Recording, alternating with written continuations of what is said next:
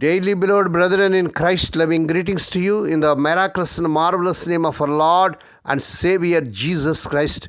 Today, September 9th, 2024, Monday, Holy Trinity Church Ministries presents Daily Manna. Today's subject, the trial of the upright man. The trial of the upright man. Now let us open our Bibles and read a verse from Job's first chapter, first verse. There was a man in the land of Uz, whose name was Job, and that man was perfect and upright, and one that feared God and eschewed evil. May God add his blessings through the reading of his precious word. Dear children of God, saints of God, the book of Job is one of the most painful and tragic stories within the Bible. It is a piece of wisdom literature, often grouped with Proverbs and Ecclesiastes. Unlike these, however, which read like instructions or sermons, Job is a story with two separate parts. The first two parts and the epilogue at the end are written in prose telling the events of the story. Most of the book, however, is poetic dialogue, as Job and his friends Eliphaz, Bildad, and Zophar hold debates. In chapters 32nd to 37, a fourth friend, Elihu, speaks.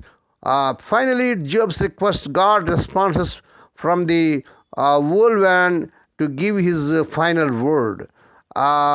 The book of Job depicts a trial within a trial.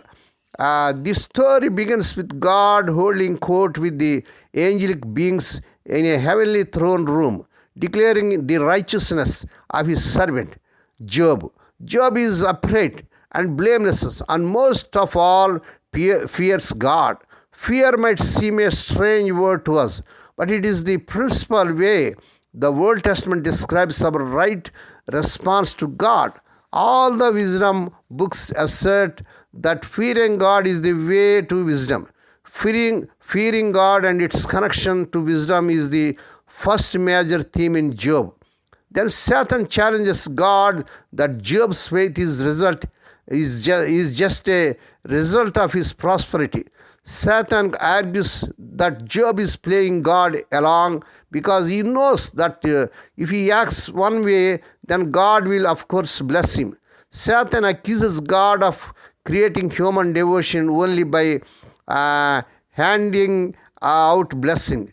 The second major theme is in Job is a question of theodicy, whether prosperity and blessing is directly linked to righteousness before God. So we are taken to the trial within the trial where Job's prosperity and family are first removed before finally his health is taken away too. The third and final theme is a response to suffering. As Job and his friends try to understand if there is a reason behind Job's tragedy. May God bless these few words. Now let us pray. Dear Heavenly Father, Holy Father, we thank Thee and praise Thee for this miraculous and marvelous morning that was given to us to come to Thee and to meditate upon Thy word. Bless those that are listening daily and regularly. Bless those that are sharing Thy word to their friends and beloved ones. Lord, we pray for those that are celebrating their wedding anniversaries and birthdays today. Lord, bless them and crown them, Lord, with your mercy, grace, and gladness. Perform a new thing in their life. Lord, we pray for the sick and suffering. Lord, let the healing virtues surge through their bodies. Touch them, heal them. Lord, we pray for the servants as they're serving the vineyard. Use them mightily to win many souls. Lord, we pray for the unemployed people may get jobs beyond their means, but in the mighty name of our Lord Jesus Christ. Lord, we pray for the children as they're going out and coming in throughout this day. Deliver them from all dangers and accidents. Give them safe journeys. We commit all these things to the mighty hands.